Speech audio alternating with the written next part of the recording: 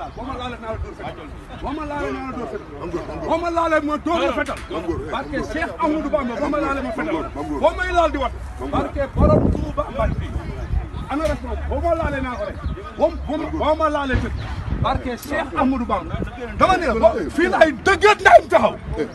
ba kenn tudd moom ba dëggal ndayam boo may tudd di dee boo may tudd di dem si armée bi ma lay wax de lu leer laa la bu ma laal bu ma jege boo may laal ma lay fetal boo may laal ma lay fetal booy bu ma ci laal ma toj sa lëfal ndey man du ma ñii de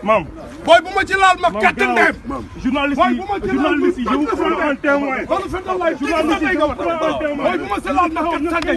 man du ma ñii de booy bu ma ci laal ma toj sa lëfal ndey lu leer laa la non booy bu ma ci laal ma toj ndeyam booy bu ma ci laal bi mu naan ay naan jarale ngeen tey na ma si gën a laal benn booy bu ma ci laal ma katt ndeyam benn boy ay naar dina ñëw suñu dëkk di ñu rey ay Sénégal ay président ñu dina la boy bu ma si laal ma dëgg sa nay balu na fexe ba nga xam ne nii lépp lu ñuy génn fii mooy fi dëkk